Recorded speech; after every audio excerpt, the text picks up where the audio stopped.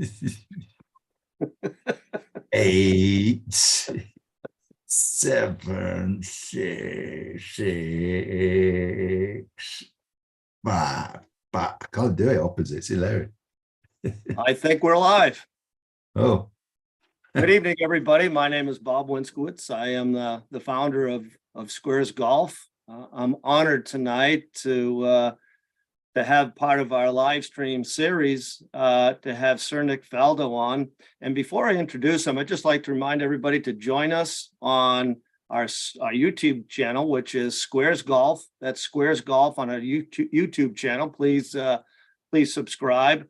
Also, we have a great Father's Day promotion that just began, $25 off all our models. So I hope you give us a try. With that said, again, I'm honored to have Sir Nick Faldo with us tonight. Sir Nick is probably needs no introduction, but as most of you know, 6-time majors champion, over 40 wins on tour. He's an accomplished broadcaster, course designer, and I learned recently he's got about 25 under his belt and about 6 or 7 under construction right now. So with no further ado, I'd like to welcome Sir Nick to SQAIRZ Academy Live. Yeah, thanks, Bob. Good to be with you. And I was out hitting balls today, testing those, make sure they work. So, you know, it's almost 3 years to the day that we had the pleasure of meeting, and SQAIRZ has been around a little over 3 years, and you've been with us for all but a couple months, and it's been quite an honor. Yeah, it was quite funny how it all started, wasn't it? Really. I mean, I was training to tell the story if people haven't heard it. I was at a little house at Ponte Vedra in the lovely sunshine, and I was doing my exercises outside. And one of the exercises, you know, that kind of the one-legged lean forward crane sort of thing. I'm all over the place. I'm like this. I couldn't do it.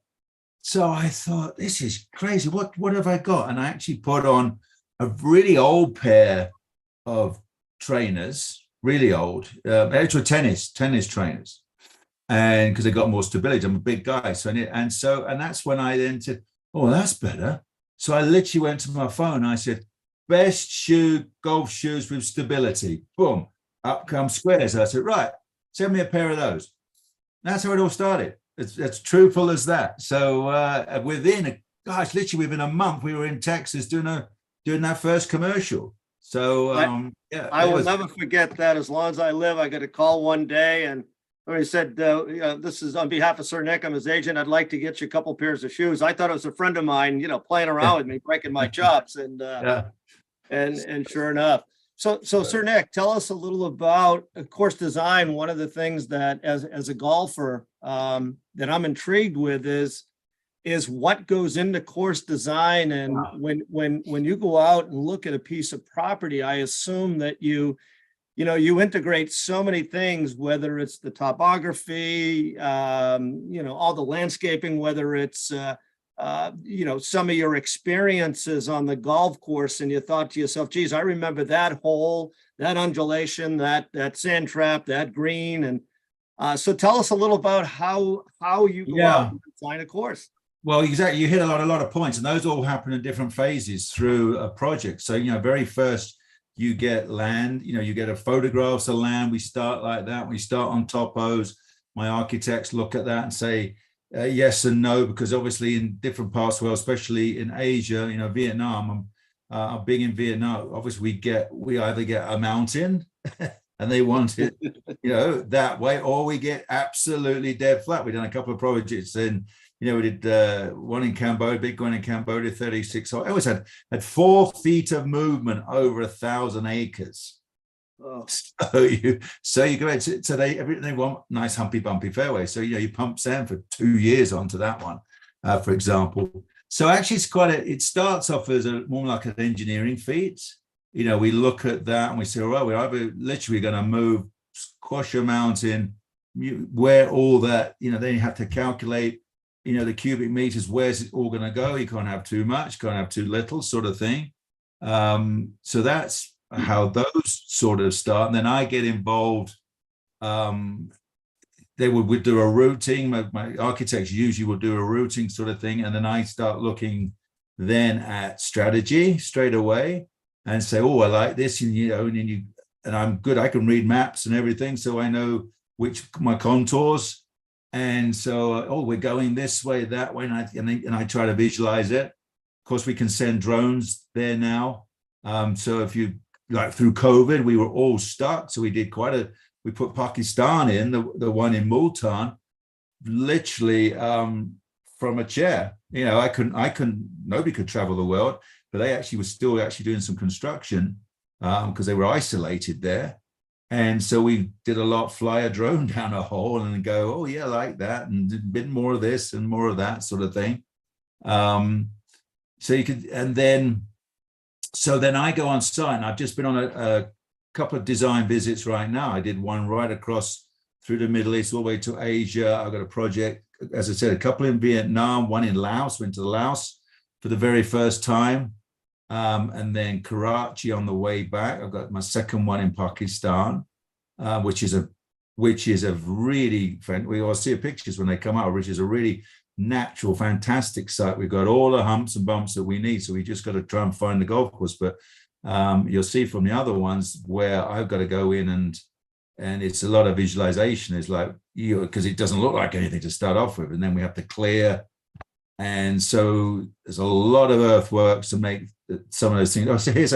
So this is fun. This one on the left, this really is Indiana Jones. This is the first time to Vietnam. We were in the jungles, as you can tell, and we chopped the tree down and built me a bridge to get across the river. That's to the 10th tee now.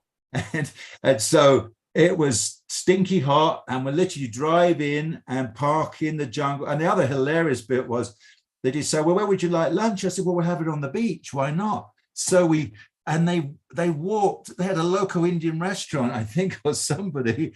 They brought all the food out to the beach with some, and I said, we had no chairs. Where do we sit? On the sand?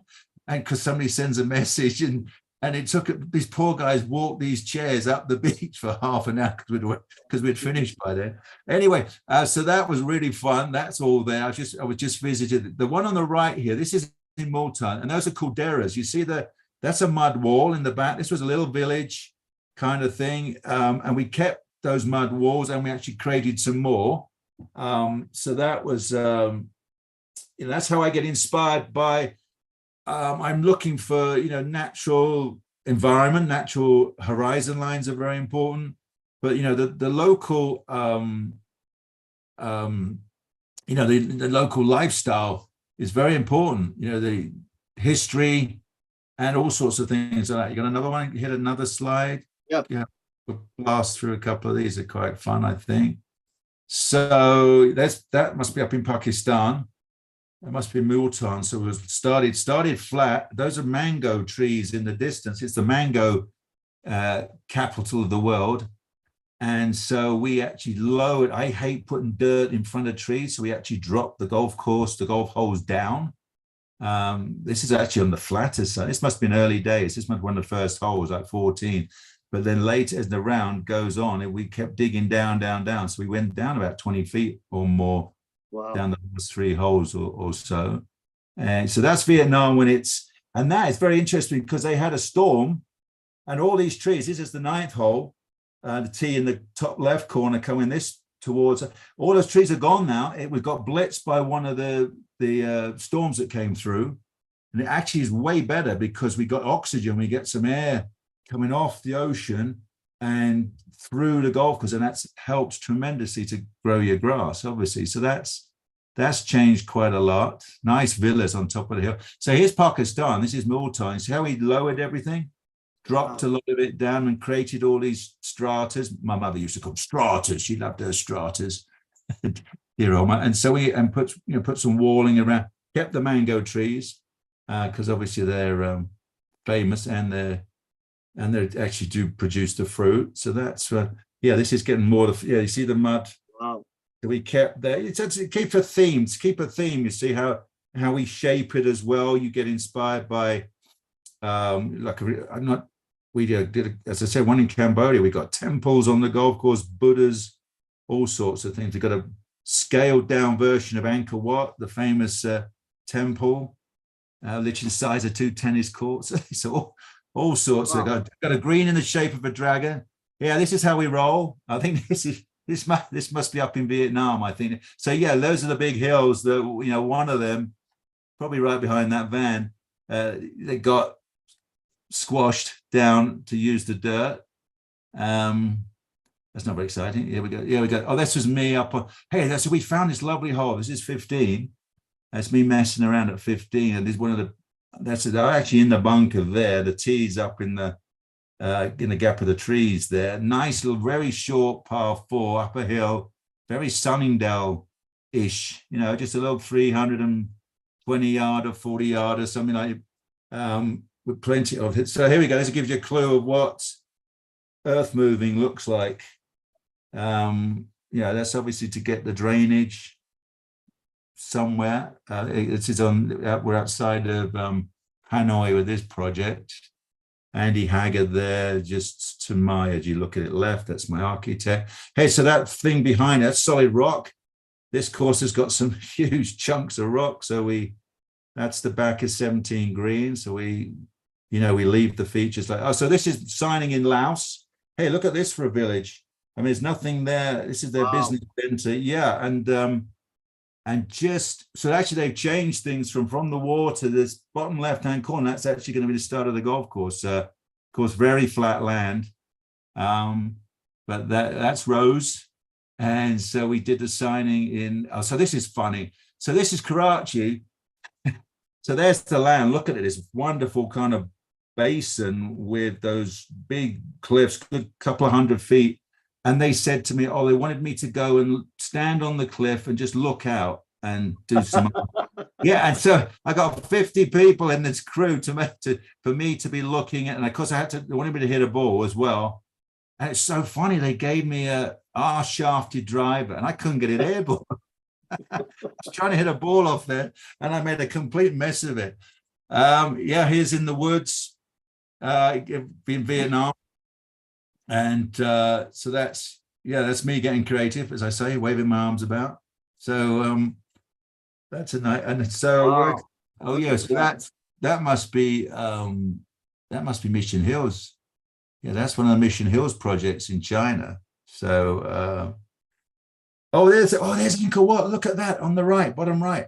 So how about that? That's a scaled down version of Angkor Wat. I haven't seen it live yet because I haven't been for a couple of years with COVID. We're still, waiting on visits. But how about that? That's off the green. They also wanted a lake, and I was sitting at dinner, and the lake had a kind of a twisty shape to it. I was sitting dinner with the owners, and on the wall was a dragon. So I said, I'll design a lake with a dragon, And they said, what a great idea. So my poor architect's like, you're kidding me. So this is back at Karachi. How about this for a site? So that drop is a couple of 100 feet, and obviously the land below has got and it's sand. So that's actually pretty unique. So there you are. This is my second project for the DHA. It's the Defense Home, and so they look after their army boys. And they build cities. It's literally going to be a 50, 60,000 people city, that one. Let me ask you, how is it that when you design a course that you balance something that is playable for the amateurs, yet, has that degree of difficulty? Because a lot of people, when they design a course, always have this mindset that they want to design it for a future tour event. And how do you balance that? It's the best example is St Andrews. I mean, that's the most playable course in the world yet. Those bunkers are brutal, aren't they? I mean, if you're a beginner going to St Andrews for the very first time and you're in an 8-foot deep bunker, good luck. It's my argument that, sure. We try to, the beauty of golf is, of course, you have half a dozen tees and we will design it so there's a way for, handicap golfers can find their way up and around holes and trying to avoid all the trouble. And then for the better players of the back tees, I hope you put all the trouble right in their faces. That's one kind of simple way of doing it. And then I've always got to look at greens and think, well, you can beef up some corners. So there's plenty of room where you got pins for everyday play. And then when you got tournament play, wow, there's a couple close to edges and that sort of thing. So yeah, but I think St Andrews is the best example of that, isn't it? Everybody wants to play that at any level, but yeah, the Open, it's still an amazing test. At the Open. Yeah. So we've got a couple of questions coming in here. Well, actually got a lot of questions. I just take the questions as they come in and read them. So I'll just read it. It says, "Good evening, Sir Nick. Where is your new course located?" Oh, well, there's a couple, as I said, as you saw, Karachi, that site, that's just starting. And then we have one in Hanoi, or a couple in around Hanoi, kind of north and south, different areas around Hanoi, Vietnam, pursuing more. One in the Philippines, which will be in jungle, of course, jungle and hillside. So where else are we? And I'm pursuing India, pursuing more in that kind of region. That seems to be the area. And one of the reasons to retire, getting away from TV was, hey, I love TV. It was a great gig, but it locked out obviously January all the way through to September. They got a big year, and I wanted to do more in this design work. And then rather than bombing in just for 5 minutes, wave your arms around and run, it's kind of nice to go to these places. Lindsay's great. My wife, Lindsay, she loves to travel. She enjoys going to different hotels, different towns. We have a laugh. And so it's nice to not be in such a mad rush.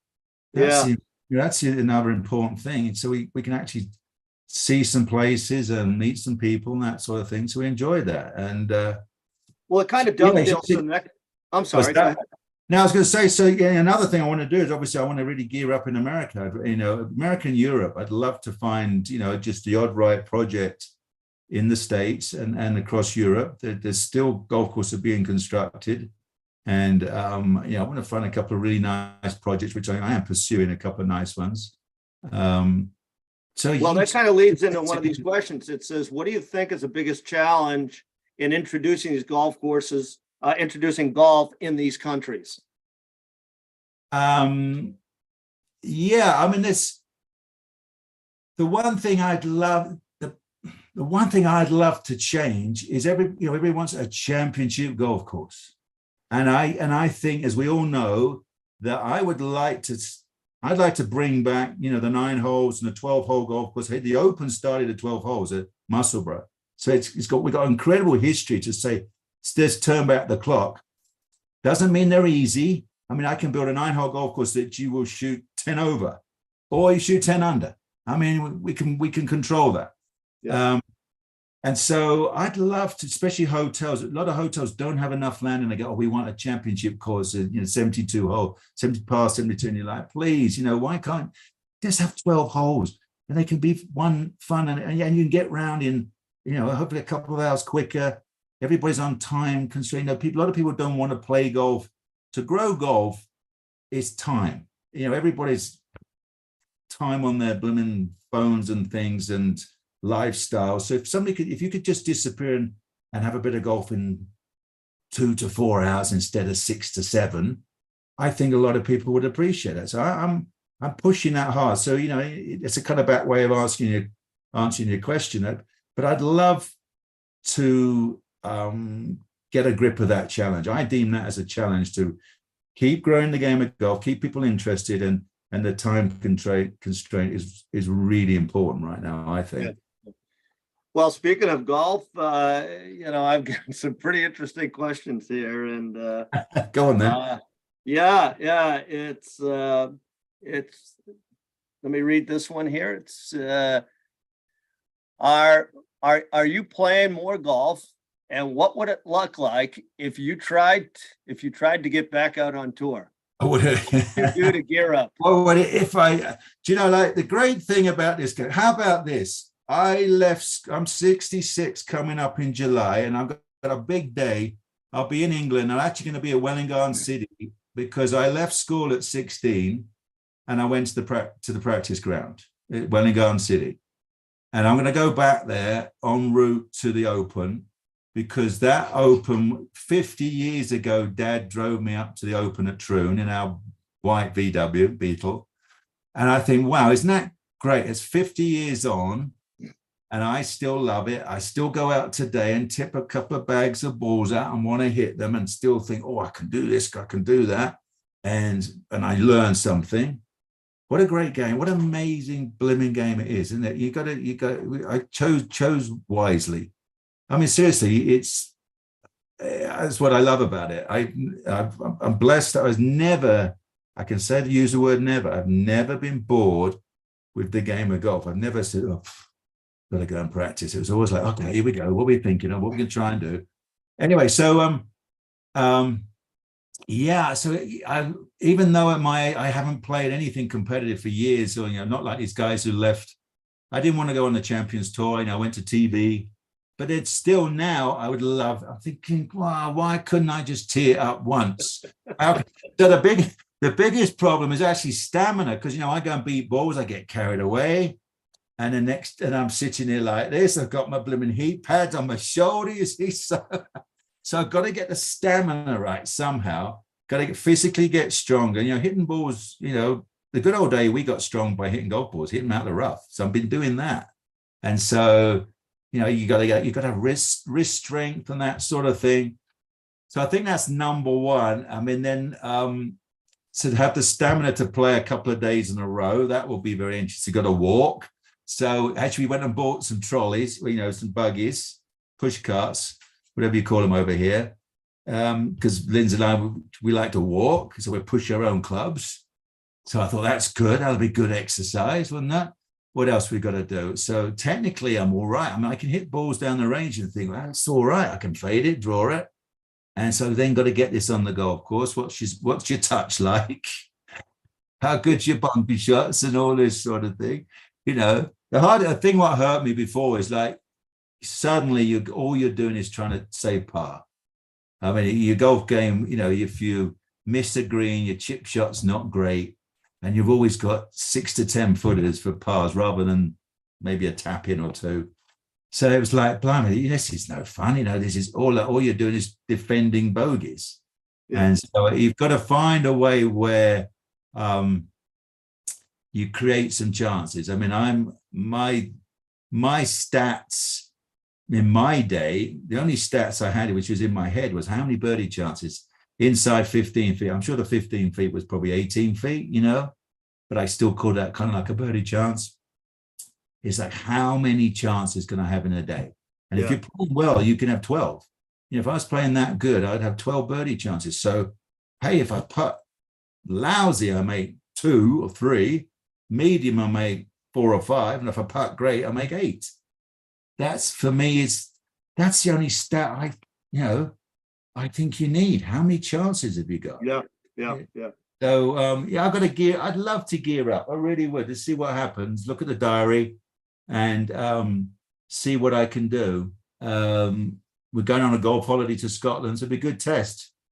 Playing one ball is tricky as well, because you always want to put another one down.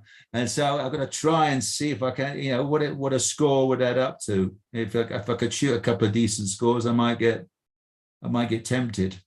Well, I'll tell you what, it according to all the questions coming in, people are all in favor of watching you back out. It would be great for the game of golf, but the good excuse now is your backswing's got shorter. You just say, I'm swinging like John Rahm now. Yeah. Just copying John Rahm because my hands only go this high. So I've got a question here about, kind of on the tour here. It says, thanks again for taking the time to visit. This is from Mike Cusner. Takes the time to visit. Wondering, Sir Nick, your thoughts on rolling back the golf ball? No, I'm a fan of bringing back the skill of striking the golf ball.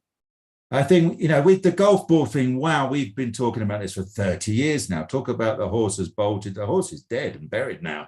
Run the race, everything.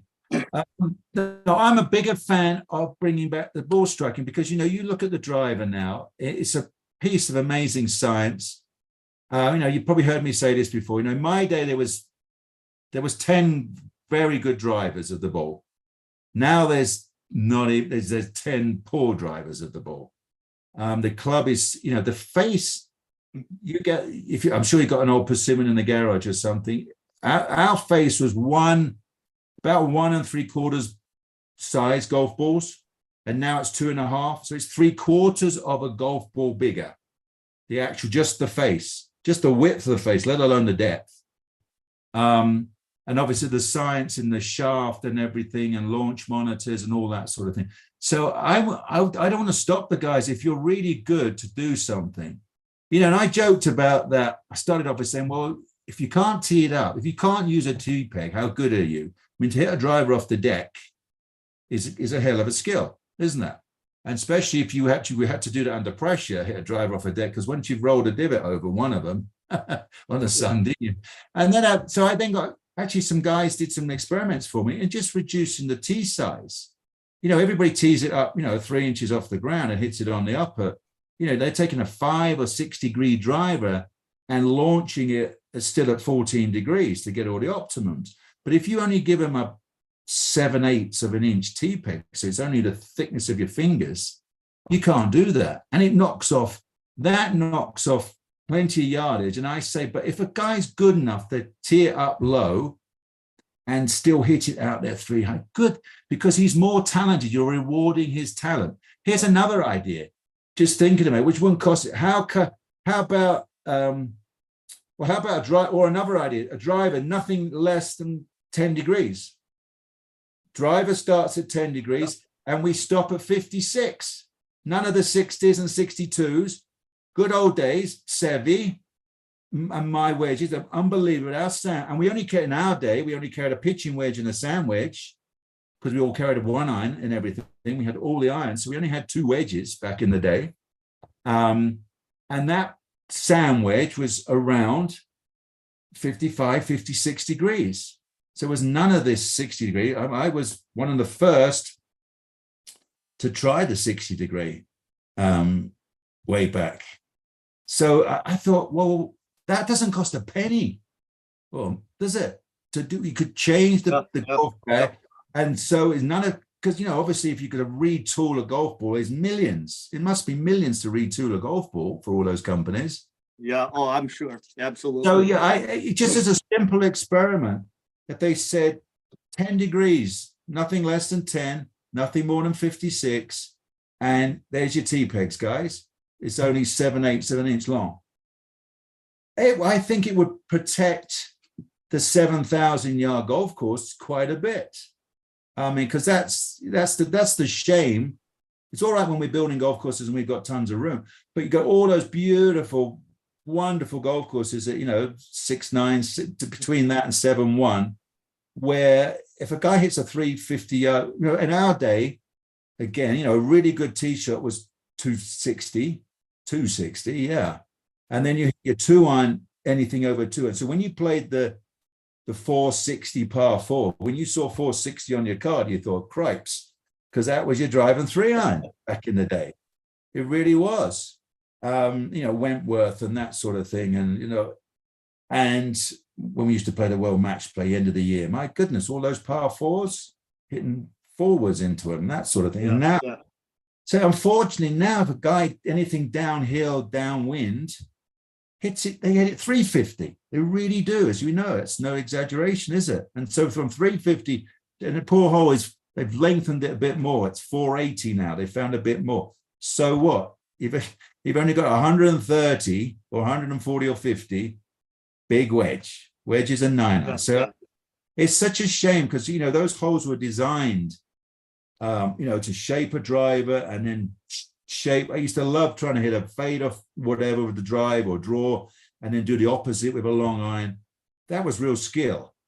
There's obviously piece of cake to bomb it 320 plus and then just lean on an 8 iron.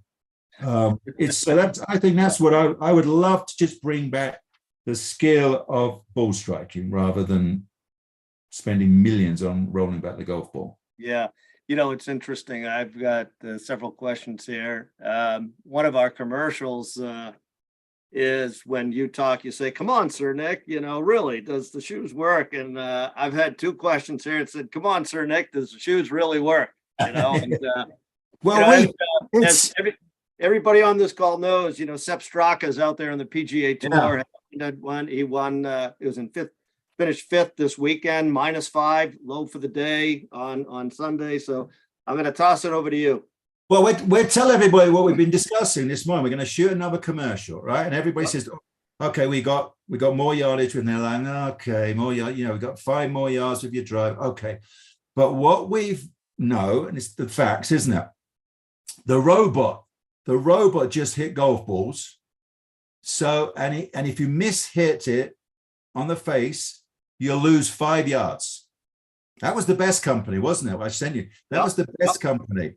You'll lose 5 yards, and that's a robot. So robots got stability and balance because it's a freaking machine, right? So it's what we think. What I'm trying to, my angle now is, well, yeah, if you suddenly lose your balance and your stability, and it's a lot to do, and we now know we don't have to sell it.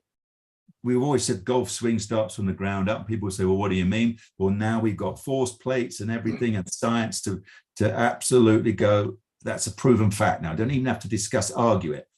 Golf swing start on many sports is the ground up. Even kicking a football is that ground up. Everything. Tennis is that ground up. Come on, everything. Wherever you're connected, that's your only connection. So that's our only connection with Mother Earth. So we need to be able to use it. We all know that now.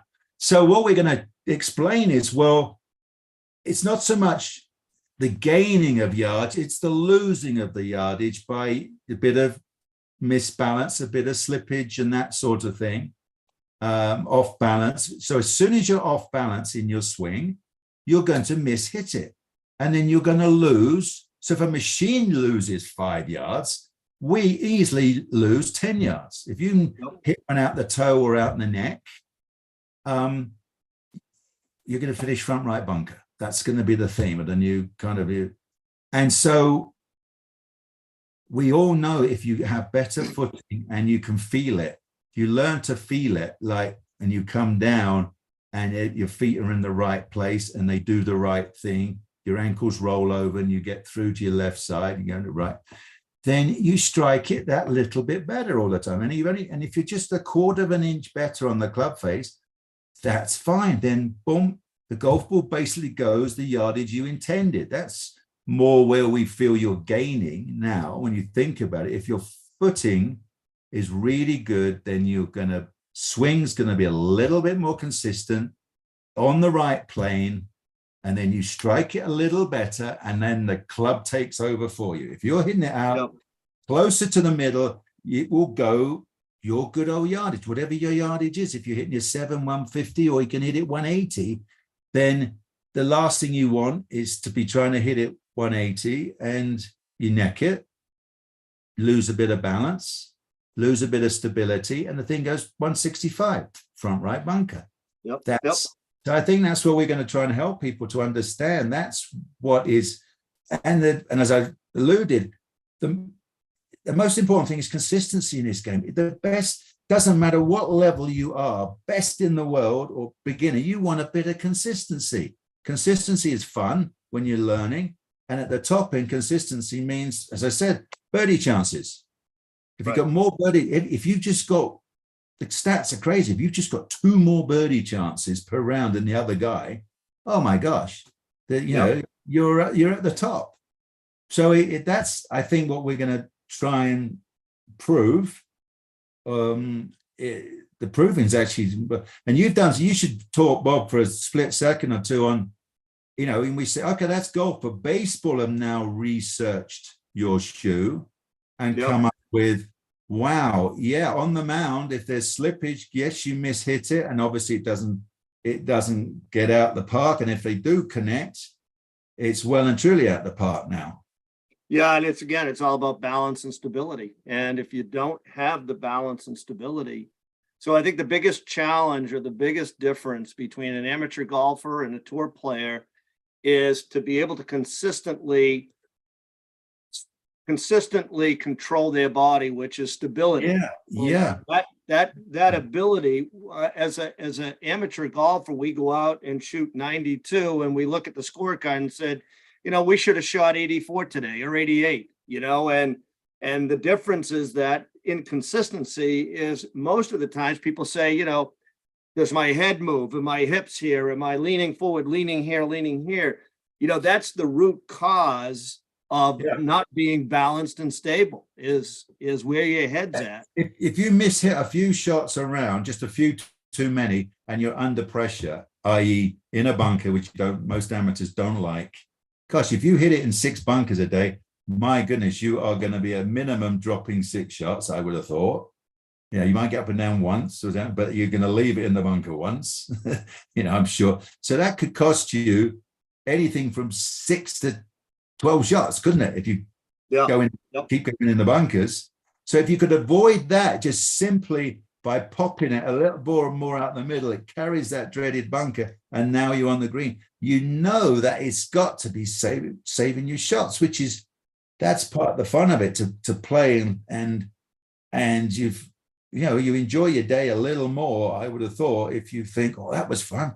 I'm getting closer to shooting my best ever rounds. Yeah. I mean, that's what or you're playing for money with your mates. And plus, if you're in the hole, if you're in the hole 15 times out of 18, I promise you're going to win the cash, aren't you? Yeah.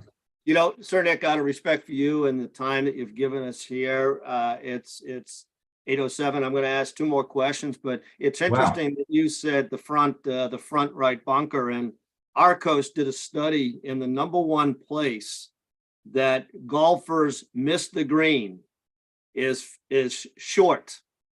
It's short. When I say 90% golfers slice it, so I'm guessing the front right bunker is where you're going to end up, which is no fun, is it? I mean, if you're not a good bunker player, and very few amateurs, please go and visit your local pro and have a bunker lesson. There's just a couple of little things to do. I'll do a nice bunker lesson for you in a couple of weeks. It's dead easy. Great. All right, so 2 more questions. It says, I heard you talk in the past about the power of visualization. How important for amateurs is it to visualize your shots, and how do you go about doing it? Yeah, I've been doing this for fun with amateurs. If I play with them, I did a great one in. I was in Vietnam doing for my Faldo series, and I got all the kids out, and I said, "Come on, visualization." And oh my gosh, this sounds so difficult. I sit, and so this is all you got to do. You go and on the side of the green, you put half a dozen balls down, and you chip them, right? And you get a nice simple chip shot. You fly it 7 yards, and it runs 7 yards to a pin. Hit half a dozen, just hit them first. Come back and do it again. And then you stand behind it and you see the golf ball fly. And you see it lob onto the green, run up, hit the pin. You hear it go ding and go in. You can see that. I mean, you've done it before. That's a good question. Have I chipped in before? Yeah. And even better if you said, oh, I was actually trying to chip in before, so it's not luck. It's not luck now. I did it once before. I wanted to chip this. I thought I could do it, and I did. Okay, so then simply stand back and see the ball fly, land on the green, roll up. You see the bit of break. You go, think, oh, it was a foot right. Rolls up, hit the pin. Here we go, ding. That's important as well. And in it goes. And you stand up and you copy it. And all you do is just try and copy it. You make the golf ball fly, and you look at the spot. Obviously, all you can control is that flight to the spot. And the run is obviously experience. Whether if it's soft green, it's going to stop. If it's rock hard, down, it's going to run. So that's learn. That's why you practice. And just keep doing that, and start with that. That's a brilliant 101, and you'll be amazed what you can do. And you can start having fun with it and do it each time, each ball, step back again and have another look. And if you've got close, add a little bit of intention with it. Well, I can do this one. I can see it. I reckon I can do this one. And it gets you away. And forget about striking, anything like that. Just clip the ball and make it fly.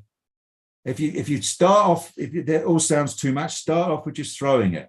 Just stand behind it and look at it and just lob it up. It will land, and that will give you a clue what the ball's going to do. And you think, let's copy that. And then when you get really good, you start extending that out.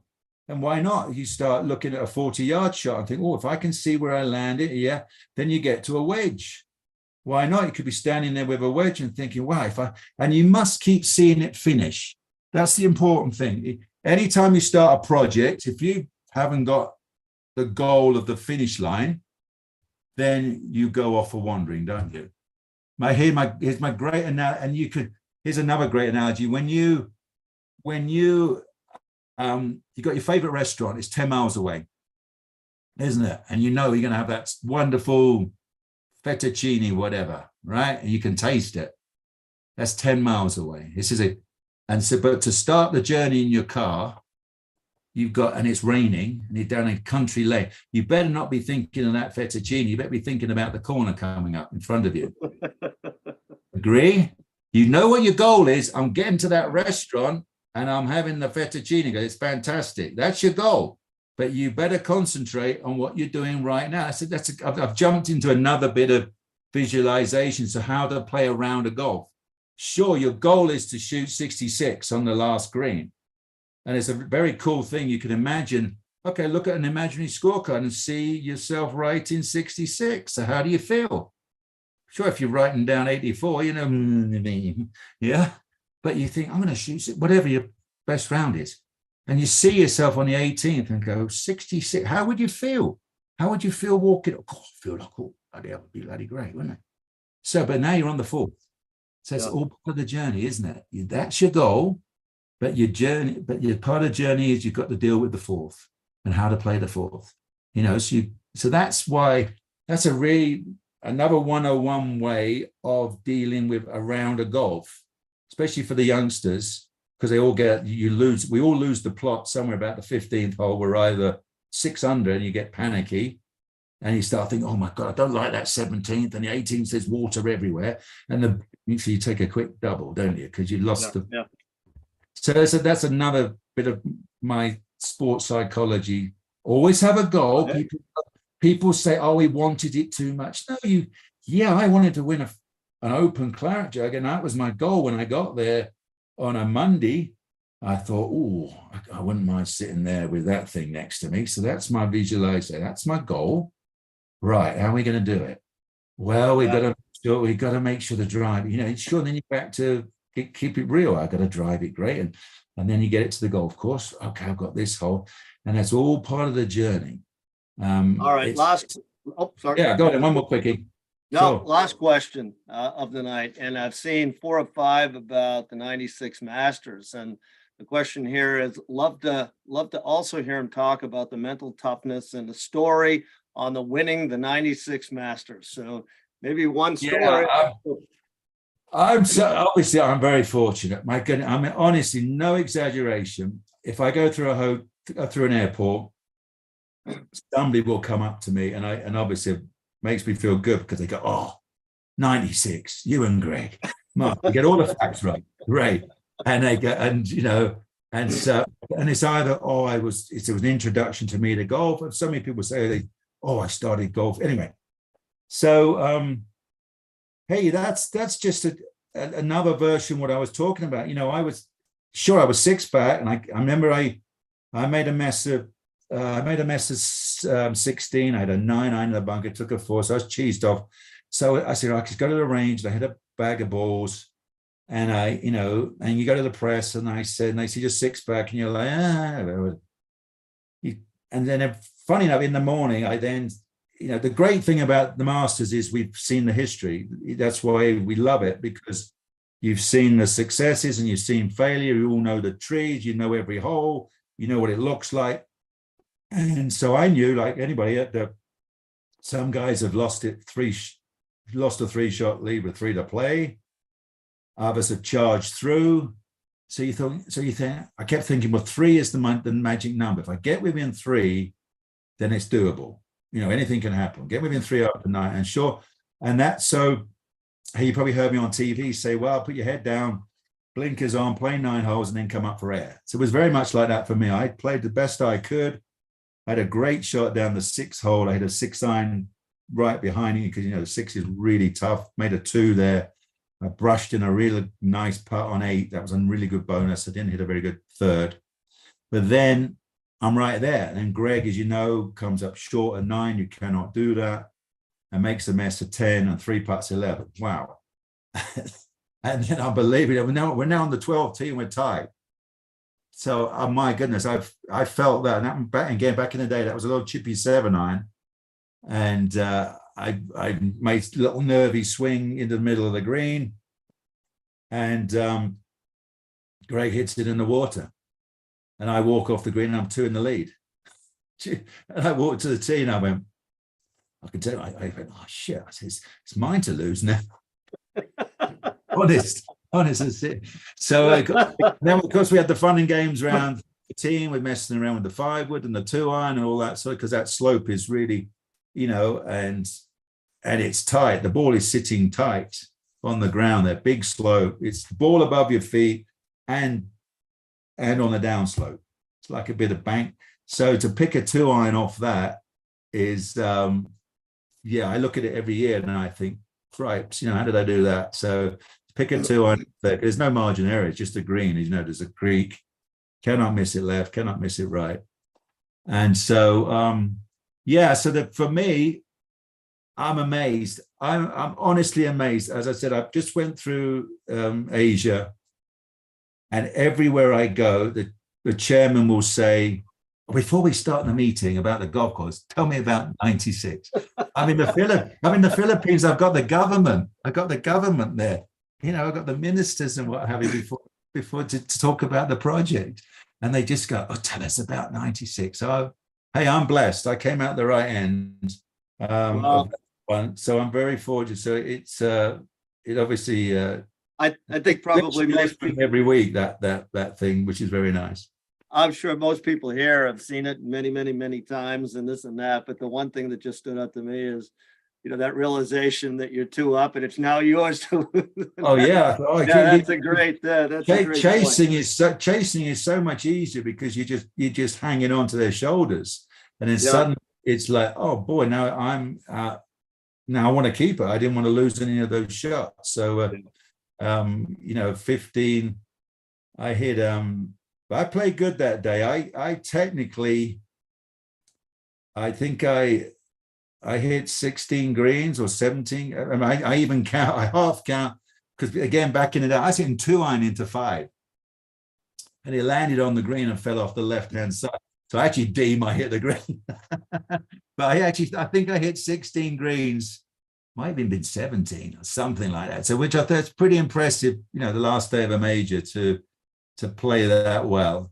And that's a great story. Listen, it's been well over the half hour, approaching 48 minutes. Oh, stop talking now. It's now no, I'm sure everybody here loves it. So look, on behalf of SQAIRZ and everybody that works at SQAIRZ and all of your fans out there, I want to thank you for this time tonight. And for everybody that's listening, join us, subscribe to our YouTube channel, which is at SQAIRZ Golf, and check out our Father's Day. Sir Nick, thank you so much for all that you do, and appreciate what you do for the game. All right, thank you all. Enjoy yourselves, and we'll check out the next commercials where you're gonna. God, you guys, I have to buy SQAIRZ now. I hate Faldo and all this rubbish he talks, but I'm gonna have to get a pair. I love it. It's all right now. I nearly said something else. That's it. Well, thank you so much. Truthful rubbish now. All right, good. All right, take care, everybody. All right. Good night. Thank you. All right, thanks all. Cheers.